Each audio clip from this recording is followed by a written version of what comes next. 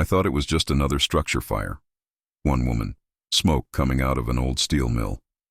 But when I heard those sounds, that scratching, that whining from behind the wall, I knew it wasn't over. Name's Bryan Wilson.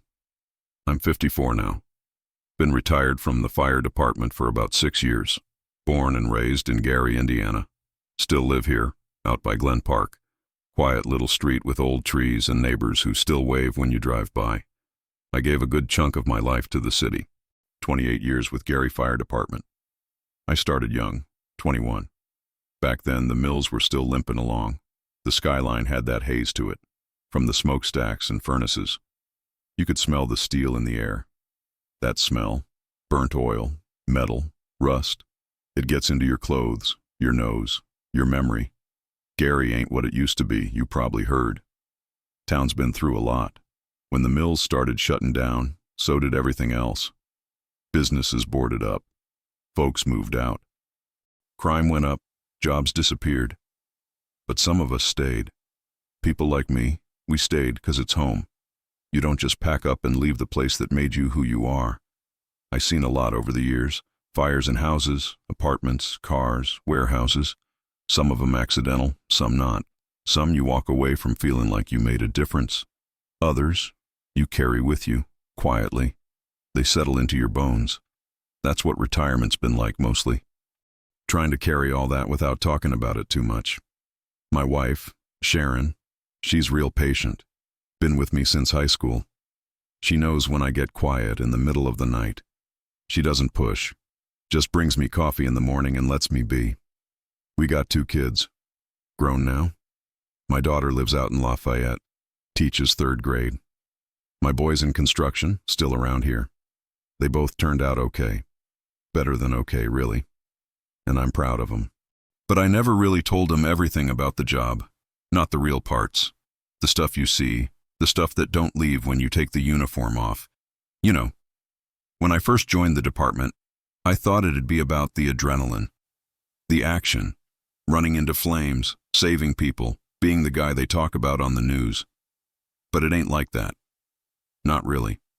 Most days, it's routine. False alarms, medical calls, traffic wrecks. Then, every once in a while, you get a call that splits your life clean in 2. That one I'm about to tell you. That was one of those days. I never thought I'd still be thinking about it 6 years later. But here I am. Still see it clear as day. Still hear the sounds. Sometimes I wonder what would have happened if I hadn't gone in. If I just pulled her away and called it a day. But I didn't. And that made all the difference. Back then, I was on B shift at Station 5, just off of Broadway. That part of Gary, it's rough. Always was, even when I was a kid. Empty lots, broken glass, old buildings that should have been knocked down decades ago. We used to joke that we didn't need a fire pole, we needed a tank. Most of our calls weren't what people think. Yeah, we had fires, sure. But more often it was overdoses, domestic calls, someone locked out of their car, or a gas leak that turned out to be someone's burnt toast. You learn quick not to let the adrenaline fool you. It's not a movie. Most of the job is patience, repetition, knowing when to jump and when to just wait. We work 24 on, 48 off. You learn your crew real well when you live with them like that. Eat together, sleep in the same room, see each other at your worst. Guys like Tommy Rivas, Big Al, Jared, those were my brothers. You get close fast in that kind of life. You have to. There's no time for pride or ego when the heat hits. You cover each other's back or you go down. I remember mornings at the station, smell of burnt coffee, someone always trying to scramble eggs in that old skillet with the busted handle.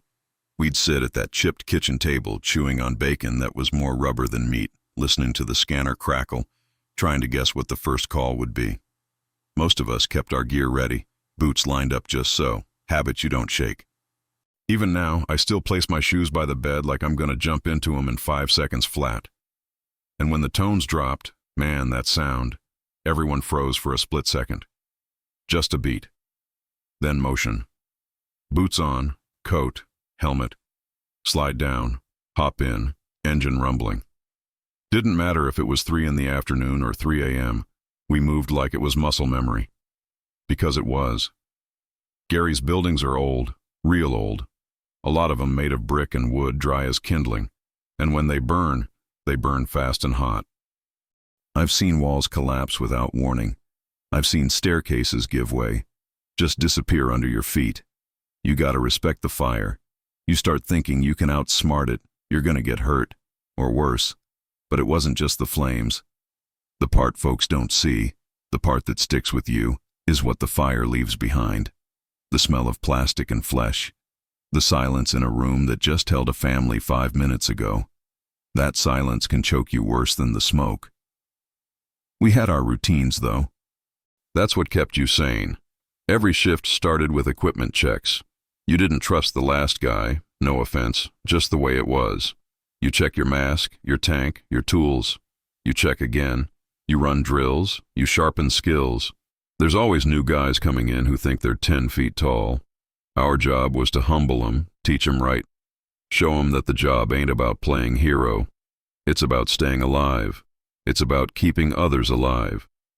I remember once this rookie, Harris, he ran straight into a smoke-filled room without his thermal imager. Thought he heard someone.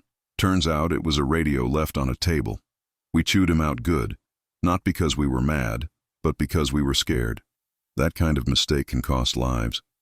He never did it again. But most nights we just sat around and waited.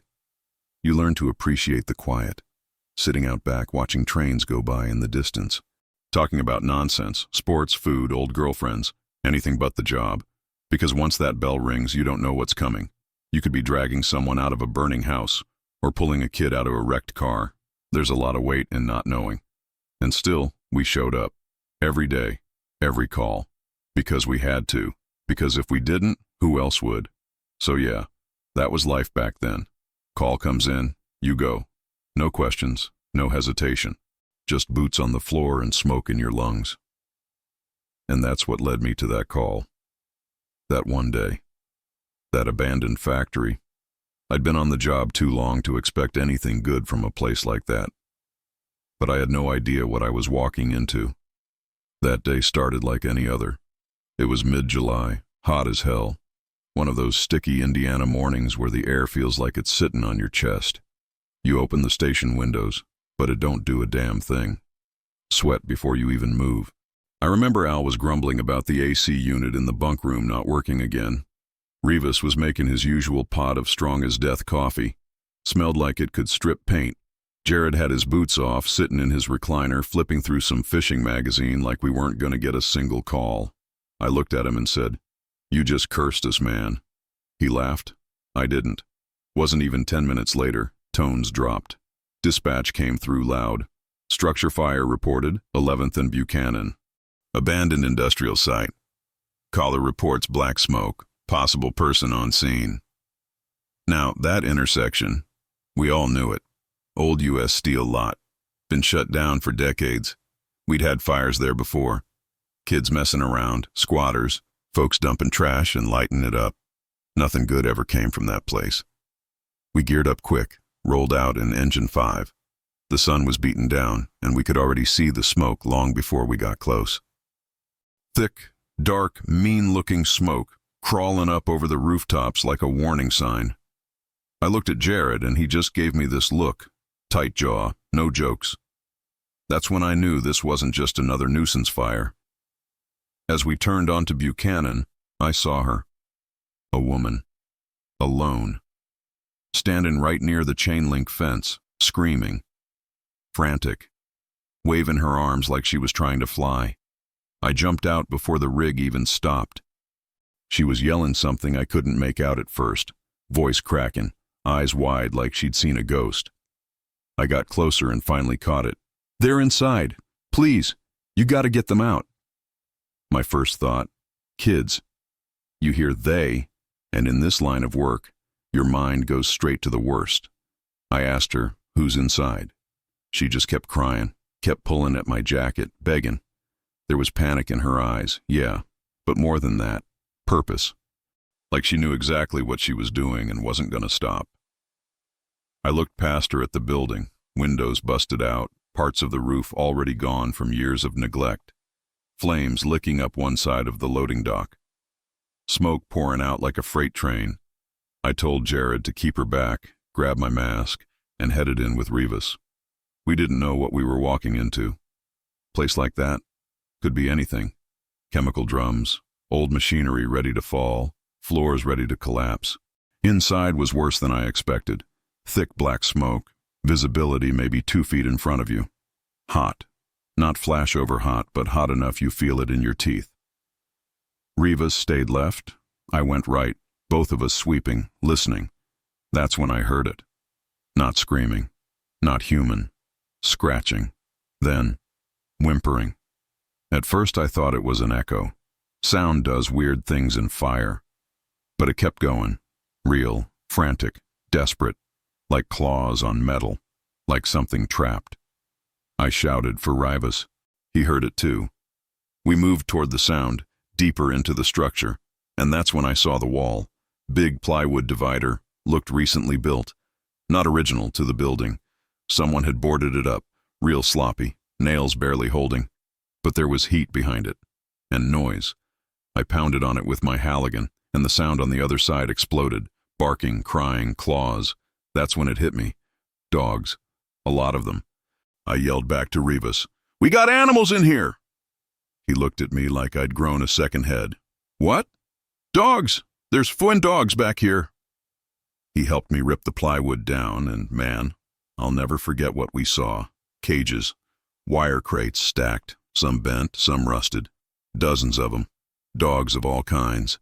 Pit bulls, mutts, some so thin you could see every rib, some just laying there, too tired to bark. The smell hit us like a punch, not just smoke. Urine, feces, blood. It was a goddamn nightmare. But they were alive. Every last one of them. Rivas just stood there for a second, taking it in. I shouted, "We gotta move them." We didn't have time to wait for animal control. Fire was creeping. Roof was already starting to give on the far end. We popped crates open and started hauling dogs out, 2, 3 at a time. Some walked, some we had to carry. Outside, I could hear the woman yelling again. "Are they okay? Are they okay?" I yelled back, "We're getting them." By the time we cleared the last cage, I was soaked with sweat, lungs burning, arms shredded from the metal. One little terrier bit me clean through the glove, scared out of its mind. I didn't blame it. Back outside, I collapsed to my knees in the dirt, holding one of the last pups. Couldn't have been more than a year old. Shaken like a leaf. And the woman, she ran to us.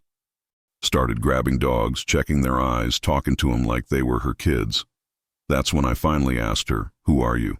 She said, "I've been feeding them for months. They're not strays. They're mine." When we first pulled up, I didn't see the fire right away. What I saw was her. She was standing there, right by the fence. Jeans, t-shirt, arms flailing like she was trying to wave down a plane. Hair all wild, soaked with sweat, eyes locked on that building like it was alive. There was panic all over her face, but not the kind you see when someone's just scared. This was different. She wasn't looking to be saved. She was trying to get in. I jumped down from the engine and headed toward her, and she bolted toward me, no hesitation. Gripped my turnout coat like her life depended on it. I could barely understand her at first. She was shouting over the sirens, over the crackle of fire starting to eat through the metal siding. She kept saying, "They're in there. Please, please, you have to get them." I said, "Who? Who's in there?" She didn't answer straight, just cried, kept looking past me like if she stared hard enough, the wall would disappear. I grabbed her shoulders, looked her in the eye. She finally said, "My dogs." That's when I hesitated, just for a second. Not because I didn't care. You spend this many years in the field, you learn to value every life. But in that moment, with fire climbing, smoke already rolling out the busted windows, I thought she meant 1 or 2 dogs. Maybe strays, maybe pets she fed sometimes. I didn't know yet what she meant. I told Jared to hold her back. She didn't like that one bit. Tried to fight him off, screaming. Kept yelling their names. I remember that now. Names like Milo, Tasha, Rocket. Said she had to go in. Said she knew where they were, knew how to reach them. I told her flat out, You go in there, you're not coming back out. Let us do our job. She looked at me, and I swear, the look on her face, it wasn't fear, it was guilt. Like she'd left someone behind in a war zone. I didn't know her name, didn't know her story, but I saw it in her eyes. This wasn't just some random fire to her. Those dogs weren't strays. They were hers. And somehow she'd made peace with the idea of burning alive to get 'em out. That's a kind of love I don't think most people understand. We pulled her back. She kicked, cursed, spit at the ground. Didn't care that the flames were getting worse. Didn't care that we were trying to help her. I had to yell at her. I promise you, we're going in. But you stay put, or I swear I'll cuff you to that hydrant. She froze. Not 'cause of my threat. I think it was the word promise. That's when she let go.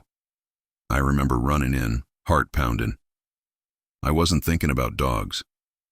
I was thinking about that woman's face, the way her hands shook, the way she looked at that building like her whole damn world was inside. We did what we had to do. Found the makeshift kennel set up. Got every last one of those dogs out. Smoke was getting thick by then. My lungs felt like sandpaper. But we didn't stop. And when we brought 'em out, one by one, she was right there. Dropping to her knees, calling them by name, checking their paws, their ears, their eyes, crying and laughing at the same time. I've seen people lose their homes and not cry like that. I've seen people pulled from wrecks with less emotion. That woman, she didn't just love those dogs, she lived for 'em.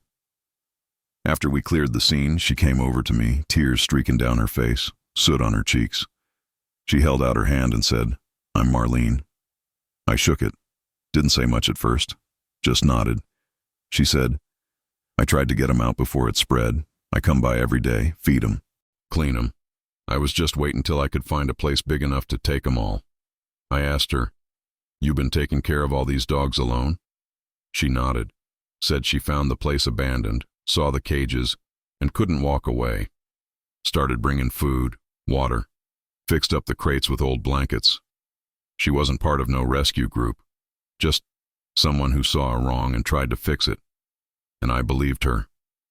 Because the way she reacted, you can't fake that kind of pain. After the medics cleared her, she went right back to the dogs. Sat with them on the grass, held the ones that were scared, talked to them like they were her kids. And you know what? Maybe they were. When we rolled out, I turned around in my seat, looked back at her through the rear window of the engine. She was sitting in the dirt, dog on each side, holding tight like she never wanted to let go. That stuck with me. Not the fire, not the building. Her. I've been inside a lot of burning buildings. You learn to read them after a while. Feel the heat, smell what's burning, listen for movement. And even with all that, sometimes, the building fools you. That factory was one of those places. The outside looked like it had already given up. Roof caved in on one side, bricks missing, rust eaten through the metal doors. You'd think there was nothing worth saving in there. But fire don't care if it's junk or treasure. It'll burn all the same. After we got the woman pulled back, I went in with Rivas and Jared. Smoke was thick, black, oily. Not your usual wood fire. This was burning plastic, rubber, grease. That kind of smoke grabs your throat and don't let go. Every breath felt like sandpaper. We split up, sweeping the first floor. Standard search pattern. Tools in hand, one hand on the wall, moving slow. I was about 20 feet in when I heard it, scratching. Not loud, not even sharp. But there. First I thought maybe part of the ceiling was coming down. Loose metal scrap or old ductwork shifting from the heat. Then I heard the whimper. Real soft, real desperate, like someone was trapped. I froze, listened again. Couldn't tell the direction at first, just knew it wasn't normal. I called out, "Rivas, you hear that?" He shouted back, "Yeah, right side, near the old break room." We followed the noise, made our way through some fallen shelves, past old pallets stacked with God knows what. Then we saw the wall. It wasn't part of the original structure. You could tell right away. Sheet of plywood, hammered up quick, no paint, just nailed into the concrete support beams like someone was trying to hide something. And it was hot behind it. I put my glove to it, could feel it vibrating. The dogs were going wild back there. I looked at Rivas and said, "Get ready to move fast." I took my Halligan and pried the edge. The wood cracked, split open, and then it hit us. The smell, not smoke. Not just that, it was worse. A mix of urine, feces, rot, made my stomach twist. I've smelled burning bodies, burning rubber. But this was different. This was neglect, suffering. We ripped the panel loose, and there they were. Cages, rows of them, wire crates stacked 3 high, side by side.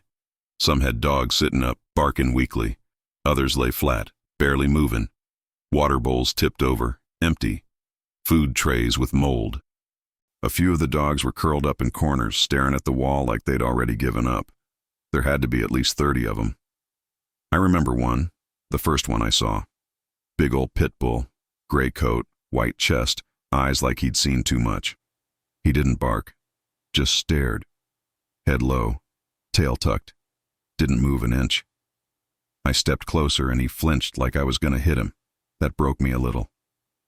I ain't soft. You don't last in this job if you're too tender. But I'm human. And that look, like he thought help was just another kind of pain, I felt that in my chest. Rivas started opening cages. Some dogs bolted out, others we had to carry. They were all scared out of their minds. Could barely breathe, coughing from the smoke, tails tucked, eyes wide. I radioed for backup, told them what we found. They didn't believe me at first. "Say again, Engine 5, I said. "We got a room full of dogs, 30, maybe more. They're alive, but barely." I could hear the dispatcher pause. Then came back with, "Copy that. Sending animal control. You need EMS?"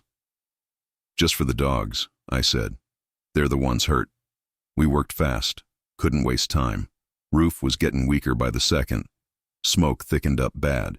I started coughing hard, couldn't see more than a foot ahead. Every trip in and out felt longer.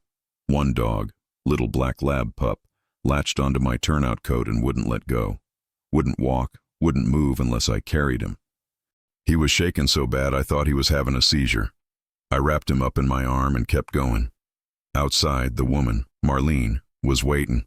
She saw each dog coming out and started calling them by name. Every damn one. She knew him, and they knew her. That told me everything I needed to know about who she was. We didn't stop till we got the last one out. I remember sitting on the curb after, my mask hanging loose, drenched in sweat. Rivas sat beside me, breathing heavy, blood on his sleeve from a scratch. We didn't talk. Didn't need to. We'd seen the same thing. Felt the same thing. You go into fires expecting to save people. That's what they train you for. But nothing trains you for this. Not the sound of 30 lives scratching at a wall. Not the eyes of a dog that thinks no one's coming. Not the silence that follows when they're finally safe. You know, I've been to a lot of scenes over the years. Fires, crashes, overdoses. Some of them, you forget by the time your gear's dry. Others, they stick to you. This one, it stuck hard. I went home that night, dropped my bag in the hallway, and just stood there for a minute. Didn't even take my boots off right away. Sharon came out of the kitchen, saw the look on my face, and didn't say a word. She just brought me a cold bottle of water, kissed my shoulder, and left me alone. I sat on the porch for a long time. Sun was down, bugs buzzing, neighbors already in bed. And I just sat there, hearing it all again.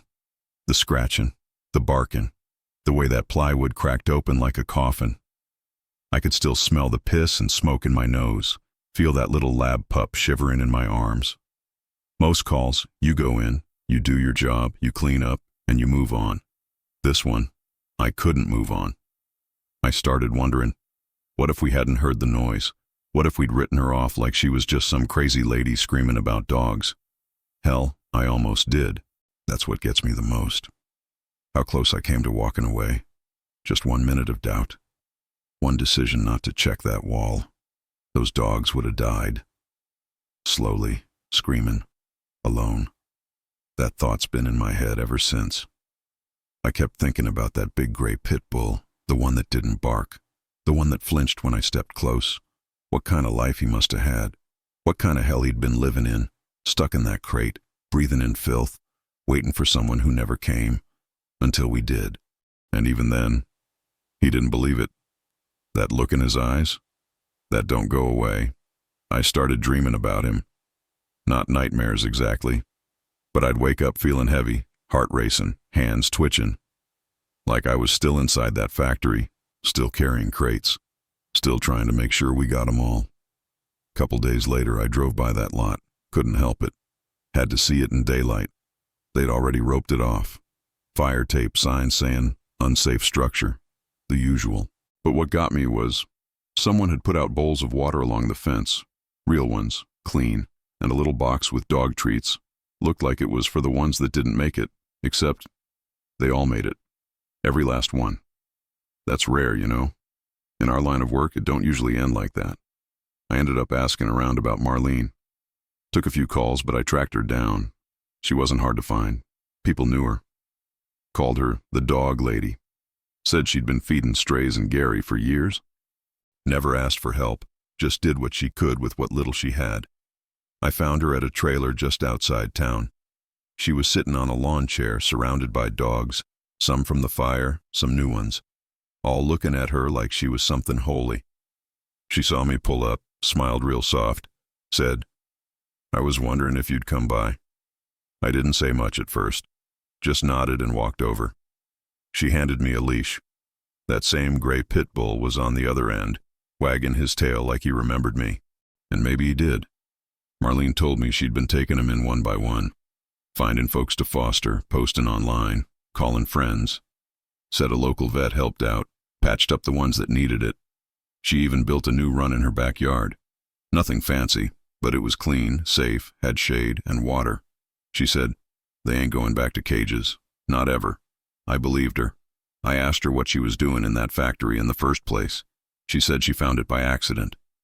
Was following a stray one day, and it led her there. Heard barking inside, busted a lock, and found all those cages. Said she didn't know who was running it. Some kind of illegal breeder, maybe. Or someone dumping unwanted dogs. Whoever it was, they were gone by the time she got there. But the dogs were still there. So she started coming back. Every day, feeding them, talking to them, trying to keep them alive till she could figure out what to do. And that day of the fire, she was on her way with food when she saw the smoke. She panicked. She didn't call for help right away because she was scared they'd get put down. That's what she told me. She said, "I didn't think anyone'd care, but you did." I didn't know what to say to that. Still don't. I just reached down, scratched behind that pit bull's ear, and said, "He's a good boy." She nodded. They all are. They just needed someone to give a damn. I drove home that day with something sitting in my chest. Not guilt this time. Not quite sadness either. Just weight. The kind that don't crush you but don't leave you either. Like carrying a full pack uphill. You can do it, but you feel every step. Even now, when I pass that old lot, I think about it. That wall, that sound, that second where I almost walked away. And how sometimes all it takes to save a life is choosing not to.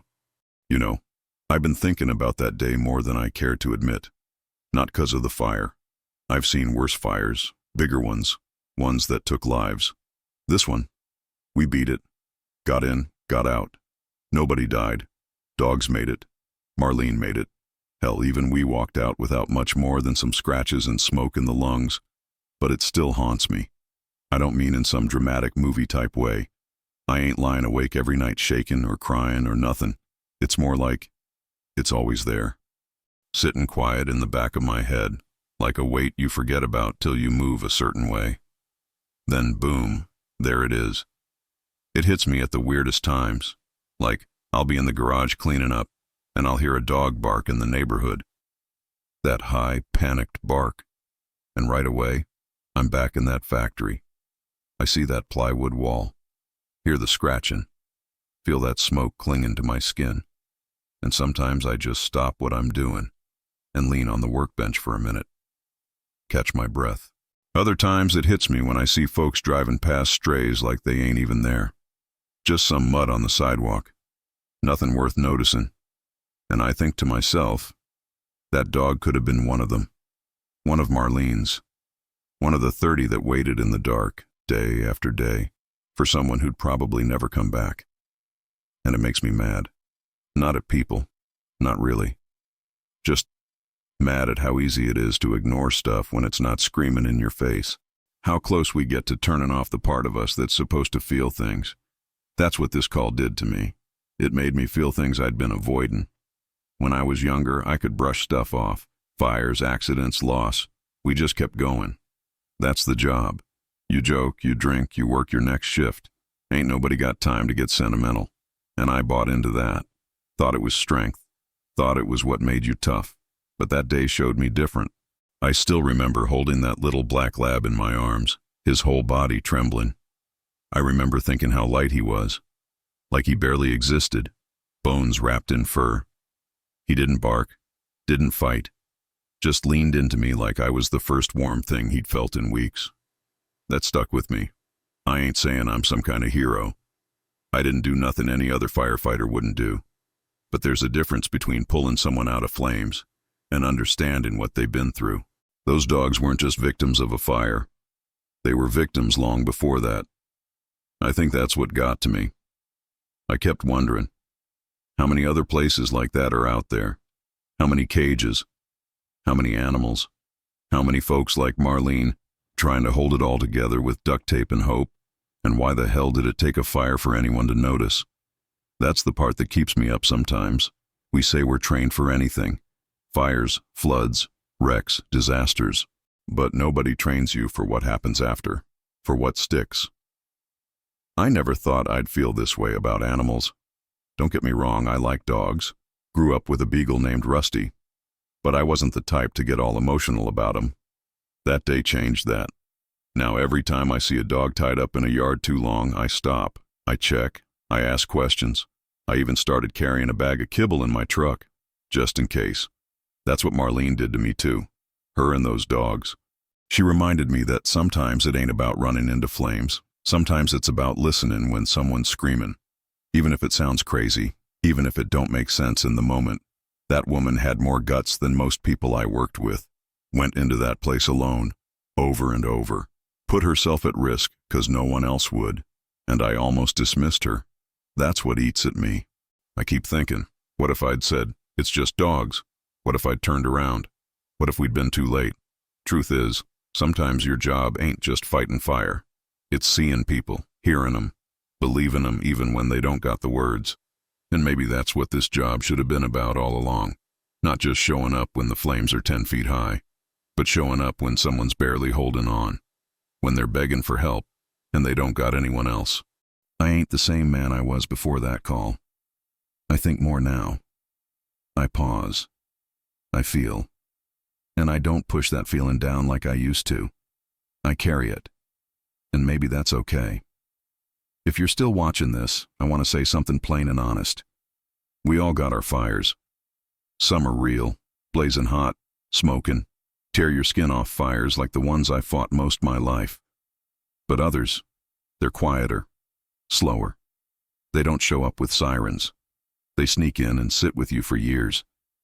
That fire at the factory, that was both. It burned hot that day, yeah. But what came after? That burned slower, deeper. And not just for me. For that woman. For those dogs. For anyone who ever had to scream into a world that wasn't listening. I think about that a lot now. How easy it is to ignore things that ain't screaming your name. See, before that day, I would have told you I'd seen it all. Thought I understood what it meant to show up, to help, to risk my life. 28 years on the job will do that to a man. Make you feel like you've been around the block more than a few times. But I didn't know this. I didn't know what it meant to pull out a creature that never expected to be saved. To look into its eyes and see more thankfulness than some people ever show. And I damn sure didn't know what it meant to almost walk away from it. That's what I want to say to you. Don't walk away. If something tugs at you, if a person's crying for help, even if it don't sound like the kind of help you're used to giving, listen. Pause. Ask one more question. Look one more time. I almost didn't. And that thought? It's with me every day. You know what else sticks? That pit bull, the gray one. Name's Duke, I found out later. I went back to see him, like I told you. Marlene let me in her yard and he ran up like I was his long-lost brother. Licked my hands, barked once, wagged his tail like he'd never known fear, but I knew better. I saw what he came from.